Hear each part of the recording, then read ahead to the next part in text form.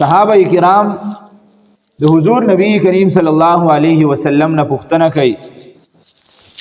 من اکیس الناس واحزم الناس یا رسول الله چې د الله رسوله په دنیا کې د ټولو نه عقل من او خيار سړی کم یو دی حضور نبی کریم صلی الله علیه وسلم ارشاد فرمای اکثرهم ذکرا للموت واکثرهم استعدادا له په دنیا کې د ټولو نه خيار او عقل من سړی هغه دی چې کم په دنیا کې اوسېږي خپل ژوند تیری د دنیا معاملات هغه سر ته رسي خو د هغې سره سره دا انسان د خپل آخرت غم کوي او فکر کوي اوس د آخرت غم او فکر څنګه اکثرهم ذکرا للموت ځان ته بار بار مرګ یادوي ځان ته بار بار مرګ یادوي نو چې کله یو انسان ځان ته بار بار مرګ یاد کی نو د آخرت ښایسته کیږي او د دې یادولو سره سره یوازې مرګ یادول نه دي بلکې د هغې دپاره تیاری کول دي چې زه به ځم زما دا مټې زما دا حسن او جمال زما دا یو عزو چې ما په دنیا کې په دې باندې څومره خرچې کړې وي څومره حفاظت او خیال مې ساتلی و دا به یو ورځ داسې راځي چې د تورو خاورو لاندې کېږي به دا به چینجي خوري او دا به ختمیږي او یو ورځ به داسې راځي چې زما دا ژوند به دوباره د همیشه ژوند دپاره زه به راپاسولی کېږم نو دا ټول فکر او سوچ دا د آخرت فکر او سوچ دی چې کله یو انسان په ځان کې دا حس پیدا کی چې یو ورځ زما دپاره دوباره تګ دی زه به ځمه زما به څه پوزیشني زما به د الله جل جلاله مخې ته چې کوم دی نو پیش کېدی زما به د الله جل جلاله د رسول مخې ته پیش کېدی او هلته به پیشي زما اعمال آیا د هغې درجې دي چې زه د رسول الله صلی الله علیه وسلم مخې ته شمه زه د ځان ته د رسول الله صلی الله علیه وسلم امتی وایم آیا ما د رسول الله صلی الله علیه وسلم د هغې نسبت خیال ساتلی دی او که نه دی ساتلی نو چې کله یو انسان دا خبره ذهن ته کوزه کی نو حضور نبی کریم سرور دو عالم محمد مصطفی صلی الله علیه وسلم ارشاد فرمایی چې دا انسان په دنیا کې د ټولو نه عقلمن انسان دی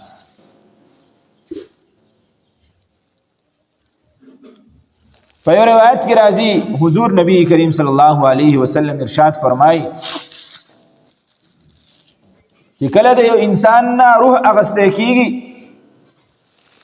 نو بعضې وخت کې دا فرشته په سختۍ سره روح اخلي او بعضې وخت کې دا فرشته ډېر په نرمۍ سره روح اخلي چې کوم ګناهګار خلک دي د هغې نه روح چې کله اغستی کېږي نو د عمر فاروق رضی الله تعالی عنہ متعلق راځي چې یو ورځ د کعب احبار رضی الله تعالی عنہ تپوس وکړ چې د یو ګناهګار بنده نه روح څنګه اغستی کېږي څومره تکلیف پې تېرېږي هغه ورته وویل چې کله د یو ګناهګار بنده نه روح اغستی کېږي نو په داسې سختۍ سره ترې اغستی کېږي لکه چې یو سیخ دی دا دې په اور کې ښه ګرم کړی دی او بیا دې مالوچ لامده کړي دي دغه ګرم سیخ دغه سور سیخ راوباسي او په دې لمدو مالوچو باندې راکاږي څنګه چې په دغه وخت کې دا مالوچ لوخړې کوي چساره کوي او د دې نه لوګي خېږي دقسې چې کله د یو ګناهګار انسان نه روح قبض کېږي نو د هغه وجود د تکلیف د وجې نه لوخړې کوي او چساره کوي او د هغه چې کوم دی نو دا قسمه حالتي او بیا یوازې دا نه بلکې چې کله روح قبض کړی شي فرشتو ته حواله شي په یو څښاک کپړه کې رابند کړی شي دا بره اسمانونو طرف ته وړی شي دا چې کله اوچتېږي نو په لاره کې فرشتو په مخه چې دا تېرېږي نو دا فرشتې دې روح دپاره وایي چې بدبختی دی انسان لپاره دا څومره چې کوم دی نو بد انسان دی او په خراب نوم سره دا یادېږي دا سړی د ده دا روح په خراب نوم سره یادېږي حتی تر دې پورې چې دا اسمانونو ته نږدې شي لا تفتح لهم ابواب السماء ولا يدخلون الجنة حتى يلج الجمل في سم الخياط چې کله ورنږدې شي نو دروازې د اسمانونو دې ته کولاو نشي چې دا بدبودار روح دا ناکاره روح دا ګناهګار روح د دې دلته زموږ سره سزا نشته دی لہذا چې کله دروازې کولاو نشي دا روح د هغه ځای نه ښکته راغوځار کړی شي او لاندې چې کوم دی نو سجین او جهنم ته چې کوم دی نو دا روح ورغوځار کړی شي او چې کله یو انسان داسي چې هغه په دنیا کې د رسول الله صلی الله علیه وسلم د طریقې موافق زندگی تیر کړی وي نیک کرداره نیکوکاره انسان وي نو د هغه روح په داسې طریقې سره قبض کړی شي چې دغه کعب اخبار رضی الله تعالی عنہ ارشاد فرمایي چې مخامخ فرشتي د روح اغستلو دپاره فورا دته نه مخامخ کیږي بلکې په لورې ولاړي د ستورو په شکل کې د لیمپونو او د ډیو په شکل کې دته دا منظر ښکاري د چا نه چې روح قبض کیږي حتی تر دې پورې چې دا را روانې شي دی وایي چې چېرته دا ستوري را روان دي چې کله را نږدې شي نو دته احساس وشي چې دا خو ستوري نه دي بلکې دا خو د انسانانو څه شکلونه دي چې هغه فرشتي وي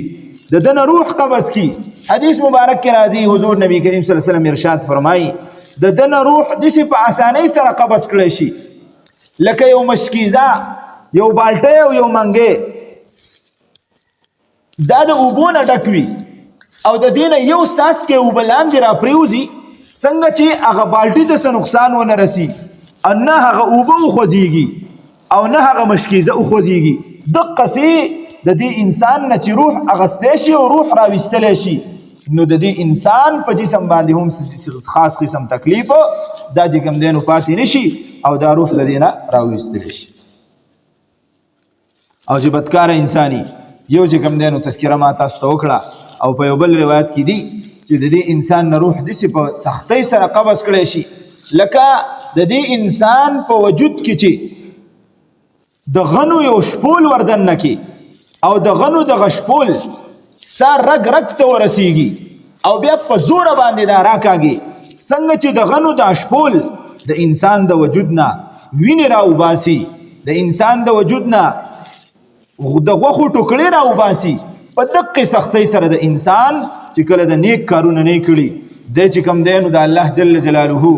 مجرم وي نو د دغه انسان نه روح دومره په سختۍ سره او په تیزۍ سره راویستلی شي الله جل جلاله دې موږ ټولو ته د دې نه امان نصیب نورونو د خبرې مقصد دا دی چې ګوره دا مراحل را روان دي د دې دپاره تیاری پکار دی مرګ خو په هر چا باندې راځي د مرګ نه تېښته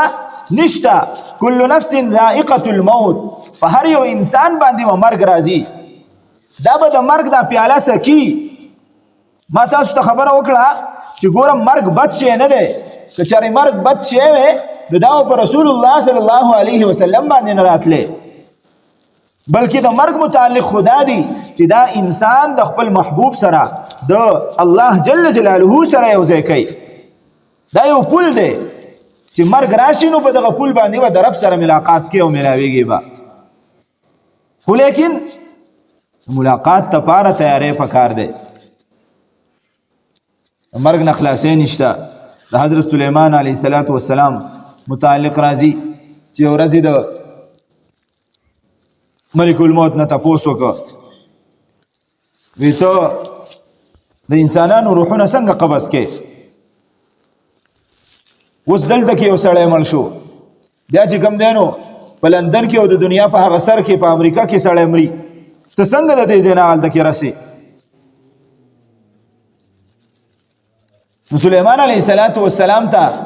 ملک الموت وی که چېرې ستا مخې ته یو پلیټ پروتي او په هغې کې د انارو مختلف قسمه دانې پرتې وي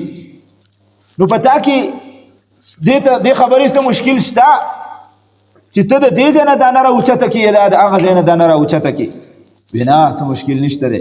وی دغسې د دنیا الله جل جلاله ما ته د یو پلیټ او د یو معمولي غونته کیسیز په مقابل کې ګرځولې ده لهذا چې د کوم ځای نه زما خوښه شي زه د انسان روح د هغه ځای نه چې کوم دی نو راوباسمه چې کله الله جل جلاله حکم وکړي زه د هغه ځای ته ځان رسومه او دا روح چې کوم دی نو راقبض کومه او په یو روایت کې راځي حضور نبی کریم صلی الله علیه وسلم ارشاد فرمایي چې یو ورځ د ملک الموت نه حضور نبی کریم صلی الله علیه وسلم تپوس وکړ چې په یو وخت کې ته څنګه ارواح قبض کې په دې ځای کې هم د انسان نه روح قبض کړ او په دغه وینټ په دغه سکند د بل ځای هم د انسان نه روح قبض شو دا څنګه کېدی شي په یو وخت کې نو یو جواب خو د دې دا چې د میکائیل د ملک الموت سره مختلف قسمه فرشته کار کوي څه ضروري نه ده چې دا بهر ځای ته ځان رسوي او د هغه نه روح راقبض کوي خو ملک الموت سویل دا خبره وکړه چې الله جل جلاله مال دومره قوت را کړی دی کچری زه په خپل مقام باندې یم لاندې را کوزیږم هم نه او زه صرف دا دوه ګوتې لاندې د اسمان نه راښکته کما او الله جل جلاله ما ته حکم وکړي چې د دې ټولو نه روح په یو ځای باندې قبض کا نو دومره قوت الله جل جلاله مال را کړی دی چې په یو آن او په یو ټایم کې به زه چې کوم دی نو د ټولو انسانانو ارواح قبض کړم د خبرې مقصد دا دی چې د مرګ نه تېښته نشته دی حتی تر دې پورې چې دغه ملک الموت چې زما او ستا ارواح قبض کوي یو ورځ به دله هم مرګ راځي دی به هم فنا کېږي او دا مرګ دا کوم چې مونږ او تاسو له راځي دا مرګ به هم یو ورځ مري دا مرګ دا به هم یو ورځ مري چې کله بعضې مؤمنان جنت ته الله جل جلاله داخل کی او بعضې خلک الله جل جلاله جهنم ته ولیږي نو دا مرګ به د یو ګټ په شکل کې راوستلی شي الله جل جلاله به اعلان وکړي جنت والاو ته هم جهنم والاو ته هم تاسو متوجه شئ دا ګډ نه دی بلکې دا څه دی مرګ دی مرګ دا موت دی نن ورځ مرګ ذبح کیږي د یحیی علیه السلام په لاس کې بچاړه ورکړی شي هغه به دا مرګ ذبح کی او اعلان به وشي جنتیانو ته به هم اعلان وشي چې نن ورځ مرګ ذبح کړی شو لہذا تاسو چې جنت ته داخل شوي یئ تاسو همیشه په جنت کې اوسیږئ کافرانو ته او دغه خلکو ته چې کوم جهنم ته تللی وي د هغو متعلق به هم حکم واورولی شي چې نن ورځ مرګ ذبح کړی شو لہذا تاسو هم همیشه دپاره په دې جهنم کې اوسیږئ حضور نبی کریم صلی الله علیه وسلم ارشاد فرمایي که چرې د دغې نه بعد مرګ راتلی او د خوشحالۍ د وجې نه یو انسان مړ کېدی نو جنتیان به ټول مړه شوي وي چې ځکه دومره د عظیم خوشحالۍ خوشخبري هغوی ته اورولی کېږي چې همیشه دپاره تاسو په جنت کې اوسیږئ او که چرې د خفګان د وجې نه مرګ راتلی نو دغه کافران او دغه جهنمیان دا به هم مړه شوي وي د خفګان د وجې نه خو چونکې مرګ دا ذبح شوی دی لہذا رونو ستاسو خدمت کې عرض دا دی چې د خپل آخرت لپاره تیاری پکار دی هر یو انسان خپل ځان ته وګوري زه ماشوم ومه زه جوان شومه زه بوډا شومه زما نظر کار پرېښو زه به ځم قبر ته مې خپې کوزې شوي دي زما کوم اعمال دي چې زه سبا د قیامت په ورځ باندې په میدان د محشر کې د رسول الله صلی الله علیه وسلم مخامختیا وکړم زه به څنګه ورځمه سبا د قیامت په ورځ باندې د رسول الله صلی الله علیه وسلم مخې ته به دا خواهش لرم چې د لاسو مبارکو د رسول الله مبارک نه ما ته اوبه د حوض کوثر میلاو شي دا ټولې خبرې د فکر او د سوچ سره تعلق ساتي رونو حضور نبی کریم صلی الله علیه وسلم ارشاد فرمایي اکثروا ذکر هادم اللذات صحابه کرامو ته ارشاد فرمایي چې اے صحابه کرامو تاسو د هغه سیز تذکره بار بار کوئ هغه سیز ځان ته بار بار یادوئ کم سیز چې لذتونه ختموي. که یو انسان په اعلی عهده باندې فائز دی، د مرګ د وجې نه د اعلی عهدې هغه ټول نسبتونه د ختم کړه. که یو انسان په مزو او چرچو کې دی، ډیر په آرام او سکون ژوند تیروي، خو چې کله په ده باندې مرګ راغی،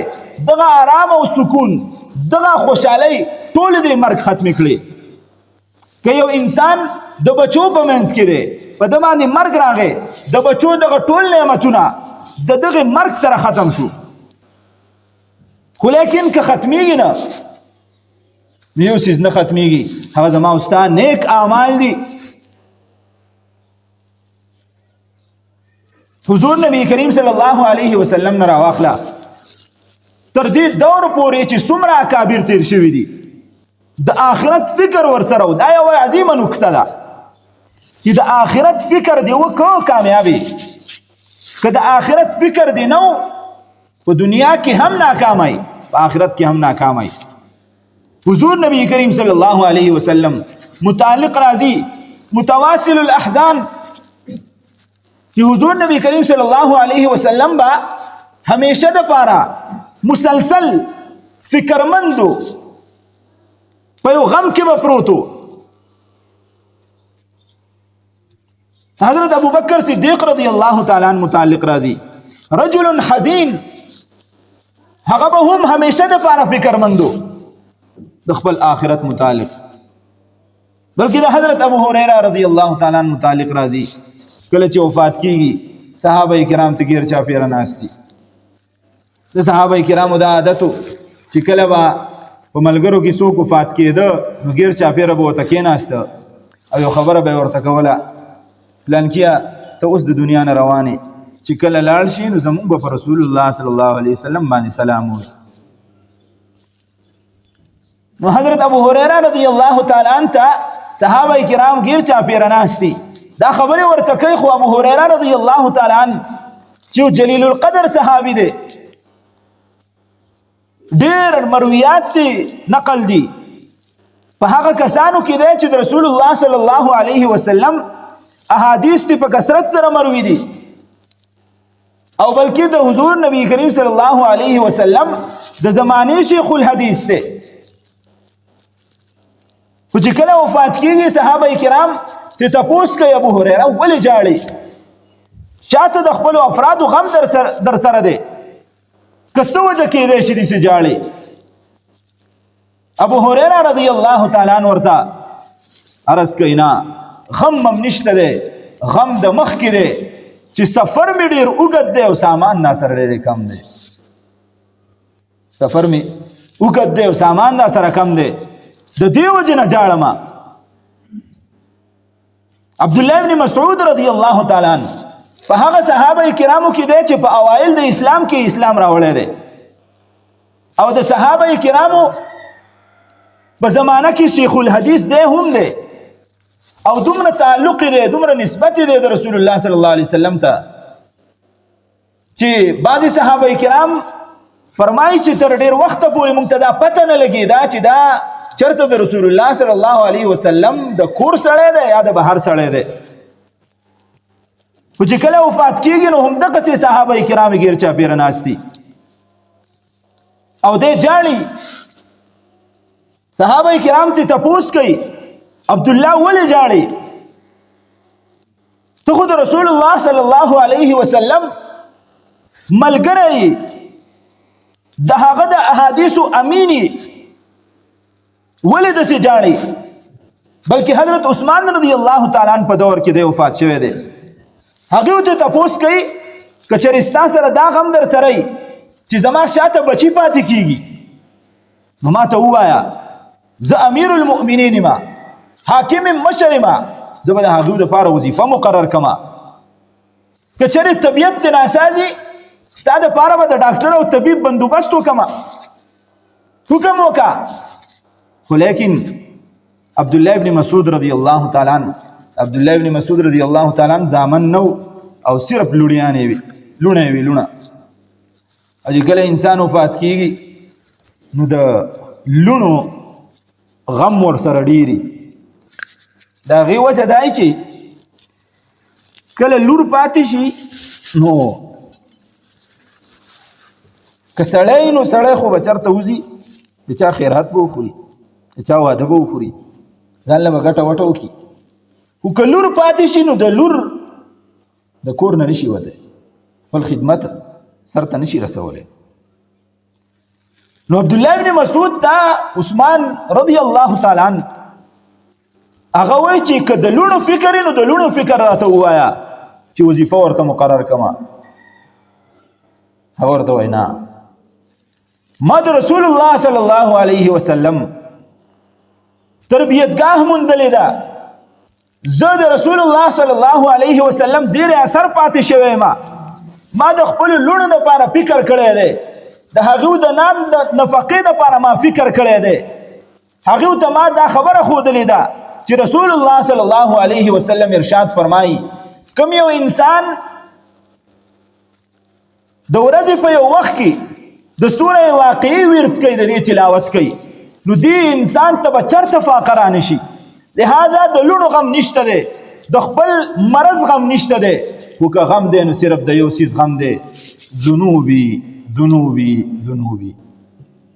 د خپلو ګناهونو غم را سره دی چې سبا به د رسول الله صلی الله علیه وسلم مخې ته په میدان محشر کې څنګه مخامخ کېږم دا غم را سره دی اوس څومره لوړې هستۍ دي څومره اوچتې مرتبې لري د حضرت عمر فاروق رضی الله تعالی عنہ متعلق راځي دلیل القدر صحابي دی دومره اوچت مقام لري چې حضور نبی کریم صلی الله علیه وسلم ارشاد فرمایي لو کان بعدی نبی لکان عمر کچری زمانه بعد نبی راتله نو هغه به عمر راغلی وي او په یو روایت کې راځي حضور نبی کریم صلی الله علیه وسلم ارشاد فرمایي چې کله الله جل جلاله زمونږه دا جسم جوړاو نو سخټه پاتې شوه فرشتو عرض وکړو الله په دې خټه باندې څه وکړو نو نیمه خټه د حضرت عمر فاروق رضی الله تعالی عنہ په جسم کې ولګېده او نیمه خټه هغه د حضرت ابوبکر صدیق رضی الله تعالی عنہ په جسم کې ولګېده دومره نږدې تعلق او ملابست او منابست دی د رسول الله صلی الله علیه وسلم سره خو چې کله وفات کیږي نو خپل زوی عبدالله ابن عمر بهر تریږي بچو لاړ شه لږ بهر ته په دې کوڅو کې وګرځه د مدینې چې خلک زما متعلق څه وایي دی بهر ته راوځي او په دې کوڅو کې ګرځي د یو نه تپوس کوي زما د بابا جان متعلق څه وایي هغه څنګه سړی دی یو ورته جواب ورکوي هغه خو د رسول الله صلی الله علیه وسلم جګری دی هغه خو د رسول الله صلی الله علیه وسلم وزیر دی هغه خو د رسول الله صلی الله علیه وسلم د سفر او حضر ملګری دی د هغه متعلق موږ څنګه خراب رایه تعالی درکو هغه په اوچت مقام باندې فائز دی هر چا ورته دا جواب ورکړ چې کله واپس دننه راغی عمر فاروق رضی الله تعالی عنہ په سختۍ کې دی تکلیف کې دی سترګې اړې راړی چې څه جواب په عبدالله ابن عمر زما زوی راوړي چې کله ورته عبدالله ابن عمر د بهر خلکو دا رایه پیش کړله نو په دې باندې هم اطمینان ونه شو خپل عبدالله ابن عمر زوی ولېږه لاړ شه د حضرت عایشه صدیقه رضی الله تعالی عنہ حجرې ته د هغه نه تپوس وکړه چې زه عمر را لېږلی یم خو یاد ساته چې لاړ شي نو عمر به ورته یاد کړي امیر المؤمنین به ورته نه یادې ځکه چې زما د مرګ نه بعد به ګورې زه امیر المؤمنین نه یم زه به یو عام سړی یم ته لاړ شه او د حضرت عایشه صدیقه رضی الله تعالی عنها نه تپوس وکړه چې د رسول الله صلی الله علیه وسلم په دې حجره کې به ما ته د قبر دپاره ځای رانه کړي چې سبا د قیامت په ورځ زه د رسول الله صلی الله علیه وسلم د اړخ نه راپاسم او د الله جل جلاله د طرف نه رامندې رحم او کرم وشي عبدالله ابن عمر لاړ ورې وټکاو مور بي بي راووته څوک یې وی زه د عمر زوی یم عبدالله عمر را لېږلی یم چې مور بي بي ته داسې قسمه خبره وکړه حضرت عائشہ صدیقہ رضی الله تعالی عنها ورته وی دا زه خو ما د ځان لپاره منتخب کړو، زب په دې ځای کې چې کوم دی نو ما وی زما قبر به وشي، خو زه ځان ته په عمر فاروق باندې ترجیح ورکوما. لاړ شه عمر ته ووایا چې عائشہ رضی الله تعالی عنها ستا دپاره دا ځای پرېښودی دی چې کله ته وفات شي نو په دغه وخت کې دې تا راوړي او دلته کې دې تا ښخ کړي. عبدالله ابن عمر واپس لاړ. عمر فاروق رضی الله تعالی عنه د ځنکدن په حالت کې دی، آخري حالات دي. یا وی حضرت عمر فاروق رضی الله تعالی عنه پروتو او چې کله دا خبره واورېده نو فورا د خوشحالۍ نه راپاڅېده، خو بیا هم تسلي وینه کېده. عبدالله ابن عمر د خپل زنګون د حضرت عمر فاروق رضی الله تعالی عنه د سر نه ورلاندې کړه، سر یې پرې پروت و. اخري حالت دی چې کله اخري سلګۍ شروع شوې نو خپل زوی ته یې وویل عبدالله زما دا سر د دې خپل زنګون نه کوز کا، لاندې په دې خاورو کې کېده چې د ځنکدن په دې آخري حالت کې زه په دې خاورو کې ښه ولوغړېږم، دا سر مې خاک آلود شي او عاجزه شمه، او چې کوم وخت کې دا نسا خیږي نو په دغه وخت کې د الله جل جلاله دربار ته په دې خړ سر کې لاړ شمه چې الله جل جلاله را باندې رحم او کرم وکړي. په دغه حالت کې د حضرت عمر فاروق رضی الله تعالی عنه روح پرواز وکړ او هغه یې قبض کړ. نو ګوره وروڼو دا خبره مې عرض کوله چې دغه اکابر صحابه کرامو د خپل آخرت فکر ورسره و. نن ما او تا سره د خپل آخرت فکر نشته دی. زما معاشره څنګه روانه ده، زما د کور حالات څنګه دي، زما د کور ژوند څنګه دی، زما د بهر ژوند څنګه دی، زما معاملات څنګه دي. ها زما سره دا فکر شته دی چې سبا به د رسول الله صلی الله علیه وسلم مخې ته ودرېږم، سبا به مې د الله جل جلاله مخې ته پیشي. دا فکر او سوچ کړی دی او که نه دی کړی؟ کله چې یو انسان سره دا فکر ورسره شي واما من خاف مقام ربي ونهى النفس عن الهوى فإن الجنة هي المأوى. کله چې زما او ستا سره دا فکر در سره شي چې یاره زما دا ژوند ختمیدونکی دی، یو وخت داسې راتلونکی دی چې زما نه به دا ټول هر سره پاتې کیږي، زما بچي زما هغه قسمه قسمه سیزونه زما نه پاتې کیږي او زه به یک یوازې قبر ته ځم چې زما خپو ته هم دیوال دی، زما ښي اړخ ته هم دیوال دی، زما ګس طرف ته هم دیوال دی، زما د سر شاته هم دیوال دی، هیڅ طرف ته تیښته نشته دی، صرف زه او زما عمل د الله جل جلاله مخې ته پیش کیږي. کله چې دا فکر او سوچ وشو فإن الجنة هي المأوى نو د دې سړي ګوره ټکانه بیا الله جل جلاله جنت ګرځي. خو که چېرې ما او تا د خپلو خواهشاتو تابعداري وکړه چې زړه امڅه غوښته من چاهې زندګي م تېره کړله نو یاد ساته ګوره بیا خلاصېده نشته دی. که په دنیا کې موږ د حرام او د حلال تمیز ونه که،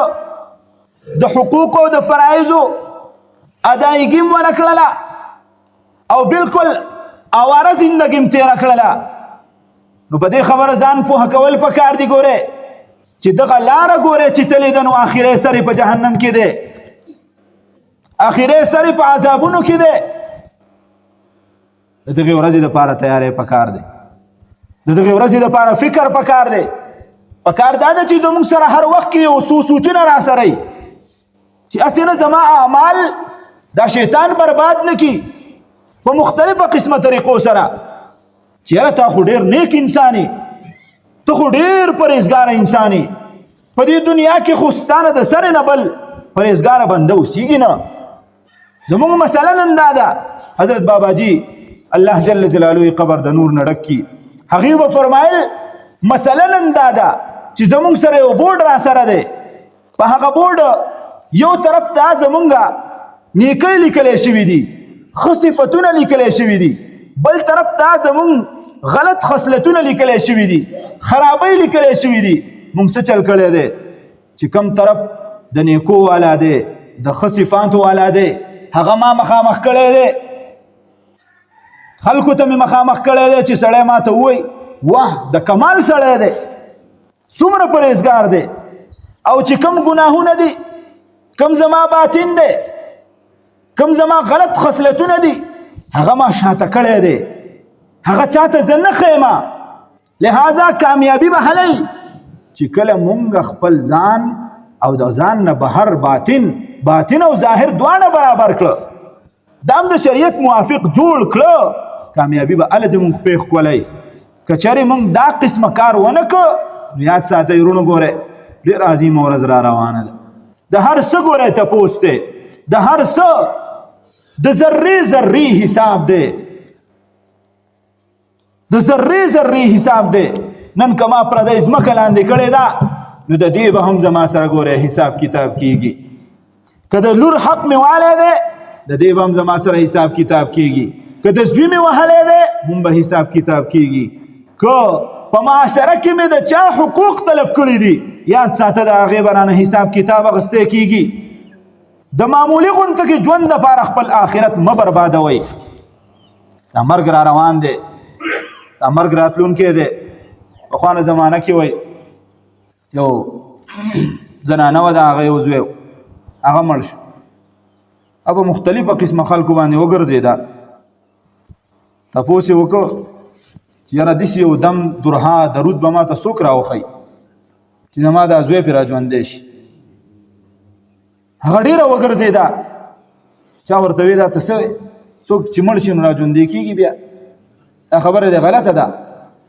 یو مولا چې خواله لاړه نو هغه په طریقه باندې پوه کړه هغه ورته ووی ملا صاحب وی ته لاړه شه 7 کورونو ته لاړه شه 7 کورونو ته او په دغې 7 کورونو کې د هغې 7 کورونو نه ماله اوبه راوړه هغه به زه دم کمه ته به یې د خپل معصوم په قبر باندې واچوې دا به راژوندی شي وی ښه دا خو اسانه خبره ده خو یې لږ صبر وکړه ځمه داسې 7 کورونو ته لاړه شه چې په هغې کې چې کوم دی نو چېرته مړی نه شوي د هغې کورونو نه ماله اوبه راوړه دا یو کور ته ورله تپوس یې وکړه ماله اوبه پکار دي ستاسو که مړی شوی دی که نه وي زمونږ که خو مړی شوی دی یو ورته وي زما نیا مړه وه بل کور ته ورله بل ورته وي یاره زما خو پلار مړو بل ته ورله بل زما زوی مړو بل وګرځېده ټول کلی یې پره که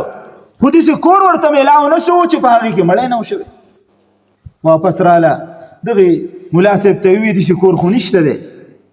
وي زه هم تا ته وایم چې ګوره یاد ساته داسې ځای نشته دی چې په هغې کې مړی نه شوی داسې ځای نشته دی چې مړی پکې نه شوی په دغه لاره باندې مونږ ټول ور روان یو خو کامیاب سړی هغه دی بامراده سړی هغه دی چې دنیا دی ځان له ښایسته کړله خپل آخرت هم ښایسته که خپله دنیا هم ښایسته کړله خو دنیا د رسول الله صلی الله علیه وسلم په طریقې باندې ښایسته کړله او دویم پیغام زما دا دی چې دا فوتګي کومه شوې ده یقینا د خوش قسمتۍ خبره ده حدیث مبارک کې راځي کم یو انسان د جمعې په شپه باندې وفات شي نو الله جل جلاله د قبر عذاب د دې انسان نه لرې کړي زمونږ دا ماما دا د جمعې په شپه باندې وفات شوی دی زمونږ د الله جل جلاله په ذات باندې دا یقین دی چې رسول الله صلی الله علیه وسلم کومه خبره کړي نو په هغې کې اخوا دیخوا نشته دی لہذا که په دغه ورځ باندې عذاب لرې کېدلي یا ټول عذاب لرې کېدلي به هر دونو اقوال زمونږ مقصد دا دی خبره دا ده چې یو بختور انسان د دنیا نه چې کوم دی نو تلی او دویمه همه خبره دا ده حدیث کې راځي من سلك طريقا يلتمس فيه علما سهل الله له به طريقا الى الجنه چې بعضې خلک زمونږ وروڼه هغه چې کله یو کار کوي او د خپلو کارونو نه پریوځي نو هغه بیا یا جګړو ته لاس واچوي یا چې کوم دی نو په کوڅه کې کیني دوه جنګوي یا چې کوم دی نو مختلف قسمه کارونه شروع کړي خو زمونږ دا ماما په آخري وخت کې الله جل جلاله د خپل علم د خپل دین د زده کړې دپاره قبول کړی دی. دا ګوره ډېره لویه خبره ده چې کله یو انسان په یو لاره کې روان شي او اراده او عزم مصمم دا وي چې زه به دا سر ته رسومه، نو دغه سړی به سبا د قیامت په ورځ د هغې خلکو په سب کې راپاسي چې کوم خلق د هغې انتهایي. لہذا زمونږ د الله جل جلاله په ذات باندې یقین دی انشاءالله چې سبا به د قیامت په ورځ زمونږ دا ماما د علماء کرامو په سب کې پاسي. او تاسو د شان معلوم دی د علماء یو حدیث ذکر کوم خبره ختموم. حدیث کې راځي چې د قیامت په ورځ باندې به الله جل جلاله د انسانانو ته د شفاعت هغه اجازت ورکي. مختلف قسمه کټګریز به وي، چاته به ووایي ته دومره بوزه، چاته به ووایي دومره بوزه، حجي ته به ووایي 400 ته چې کوم دی نو بوزه، خو چې حج خیال یې ساتلی ګورې په نوم حجي نه تصویرانو له نه تلی صرف. او دویمه خبره ده چې حافظ قرآن ته به ووایي ته چې کوم دی نو د 10 کسانو شفاعت وکا، شهید ته به ووایي ته د 80 کسانو شفاعت وکا. او چې کله د عالم ور مخامخ شي نو دی چې کله په پولیسرات باندې پوری وځي ده ته به ووایي چې د محشر ته وګوره، د محشر ته وګوره او ستا په ذهن کې ستا په تعداد کې چې څومره افراد راځي په یو یو باندې ګوته ږده چې څومره ستا زړه غواړي ته جنت ته د ځان سره بوزه. حدیث کې راځي دا عالم به د ستورو په مقدار باندې یعنی دومره ډیر افراد د ځان سره چې کوم دی نو جنت ته بوزي. دا زمونږ او ستاسو دپاره لوی مقام دی، لویه مرتبه ده. ګوره زمونږ او ستاسو دپاره عبرت دا دی چې مونږ د دې نه عبرت واخلو، د دې واقع نه عبرت واخلو چې ګوره مرګ دا راتلونکی دی. دا په دې نه ده چې زه به په کټ کې عملاً بیمارېږم به دوایانې به خورم او بیا به چې کوم دی نو اعضا کار پرېږدي او مرم به. نه نه اقدم دا مرګ راتلونکی دی. ابوبکر صدیق رضی الله تعالی عنه ارشاد فرمایي سړی چې کوم دی نو په خپل کور کې پروت وي پته ورته هم نه وي والموت ادنا من شراک نعلی، او مرګ د ده د خپې ته رارسېدلی دومره نږدې شوی لکه په خپه کې په پیزار کې چې د ده تسمه ده. نو لهذا خپل ځان یو خو صبر وکړو، د صبر تلقین نورو ته ورکو، او په دې غم باندې چې کوم دی نو ځان ډیر غمجن نکو. یقینا غمجن کېدل دي خو لیکن ځان غمجن نکو، ځان ته د هغه خوالي را یاد کو، ځان ته د هغه د لویه مرتبه را یاده کو. او دویمه خبره ده چې زمونږ څومره افراد دي دلته کې اکثر وی شاګردانی مونږ هغه په خپلو نیکو دعاګانو کې یاد کو او داسې ټول مردګان په خپلو نیکو دعاګانو کې یاد کو. د هغه چې څومره تعلقدارانی د هغې سره خرابت تعلق وساتو نو الله جل جلاله به د هغې هم مغفرت فرمایي او د هغو د طرف نه به دا حق زمونږ نه ادا کوي. وآخر دعوانا ان الحمد لله رب العالمين.